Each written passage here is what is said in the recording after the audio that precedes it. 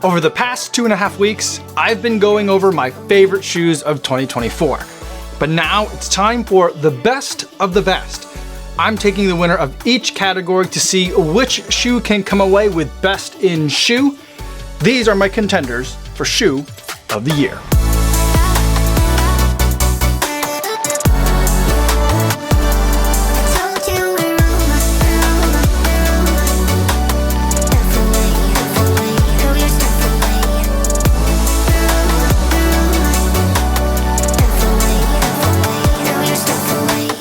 Yo, what's going on? My name is Kofuzi and I'm a non-elite runner who reviews running shoes here on YouTube. And today I want to go over my contenders for shoe of the year 2024. But before I give you this list, I do want to go over some disclosures. These are all shoes that were sent to me by their respective manufacturers for the purpose of review, so I did not have to pay for these shoes. However, nobody's paying me to make this video or to include their shoe on this list, and no one's going to get a chance to preview any of my footage or my thoughts before you guys get a chance to see this video on YouTube. So with that disclosure out of the way, let's talk about the winners of each subcategory of running shoe that I've crowned already. And because I've already talked about why I like these shoes so much, I do want to spend a moment to talk about each of these shoes, where they fit in a rotation, and why I think they're significant for 2024 and going into 2025. First, let's start with the Daily Trainer. That's where I always like to start whenever I'm thinking about running shoes. And for this year, the Daily Trainer of the year was from New Balance. It was the Rebel version 4. Now, I feel like this shoe is significant for a couple of reasons. There's an updated version of Fuel Cell in this shoe that is a PIBA blend. So we're starting to see race materials make their way into more and more daily training applications. And for that reason, it's significant. But for me, it's significant because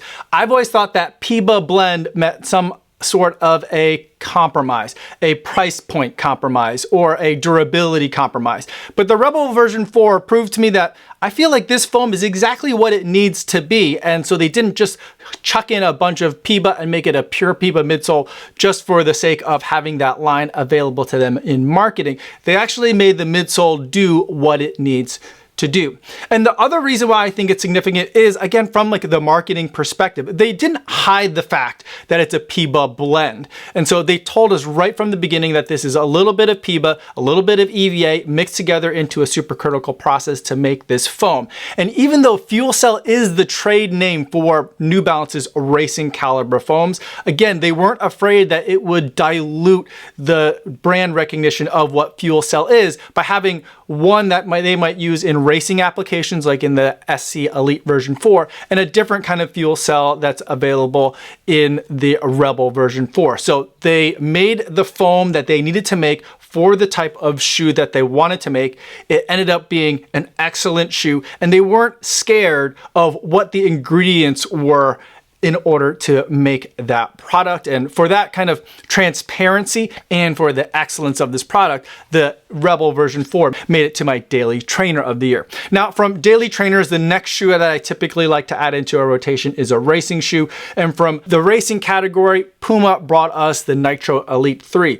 This shoe is significant for two things. One is because while it wasn't the first shoe to introduce us to aliphatic TPU as a race caliber material, it's one that uses it exceptionally well. And so we're getting all the benefits of that aliphatic TPU, the bounciness of it, the shock absorption of it, but also the durability of it in a race product. But it also is important because this shoe, I think, marks the beginning of the next level of carbon plate shoe wars, which the battlefield is going to be in the weight. And this shoe is extremely light. It's one of the lightest shoes that's available on the market right now. And while there are a couple of shoes lighter, there are a very few number of shoes that are this light and also this suitable for racing a marathon distance, not only for elites and pros, but also for non-elites as well. And so for those innovations and what I think it will mark the beginning of in the next few years in terms of what we're going to see race product doing,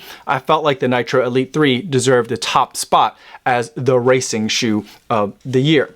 And then another shoe that I like to put kind of in between the daily trainer and the racing shoe is the tempo shoe or the session shoe.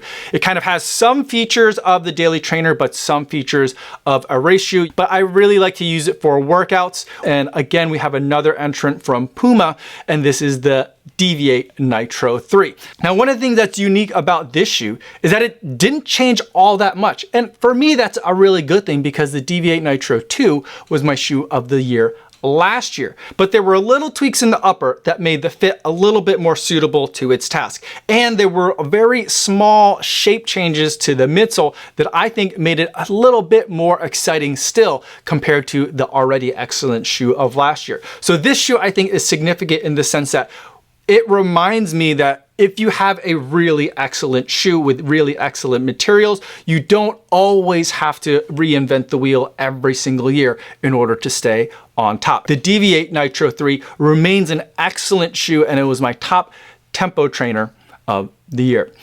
Now let's get into the shoes that you might want to run in when you are beat up from all those tempo workouts and from your racing, and that's the Max Cushion category. And this year, for me, this was the Glycerin Max. This was a completely new shoe type from Brooks, and I think it is a great exposition of what I'm looking for in modern Max Cushion. Now, we still have the idea of the classic Max Cushion. We have the Bondis, the Atmos, the More version 5. Those are shoes that I think we still need in the running space.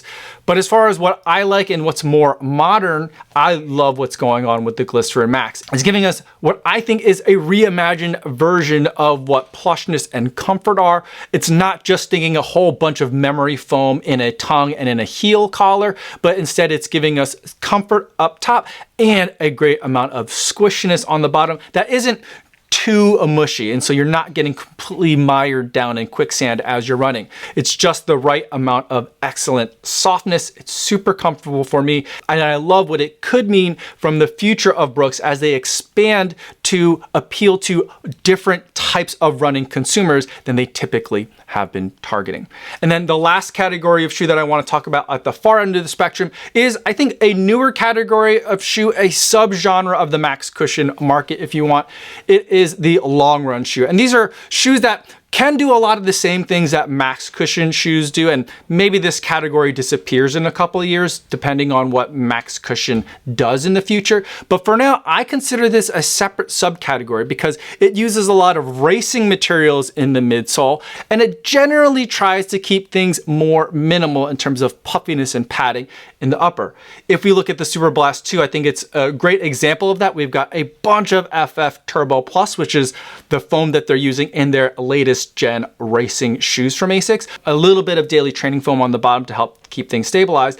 And this heel collar has less padding in it than the Glide Ride Max or the Nimbus might have. So it's trying to keep things a little bit more nimble, even though it's in this Max Cushion type of package. I've really been enjoying these types of shoes for runs that are not only long, but also have a little bit of pace changes in them. Those are my favorite kind of long runs to do, and these are shoes that I feel like are purpose built for it. This shoe, along with the Invincible, I think pretty much invented the category, and it's been the type of shoe that I've been most excited about in the last couple of years, and for that reason, the Super Blast 2 is a significant shoe and not only just an excellent example of its class. And so amongst these shoes, I think you have a really fantastic, albeit expensive, but a really fantastic and fun running shoe rotation. Most people don't need to get all 5 of these shoes. And if I were to boil it down to just one shoe to have of all these shoes, that shoe for me would be the Puma Deviate Nitro 3. This is going to be 2 for 2, a repeat for the Deviate Nitro series in taking shoe of the year. I think it can do easy running, it can do fast running, it could do long running. It's maybe not the best recovery run shoe, but I think that if you wanted to get one and only one shoe from racing to recovery run, the Deviate Nitro 3 could be that shoe. And for that reason, that's why it's my 2024 shoe of the year. So those are my thoughts on the best running shoes of 2024.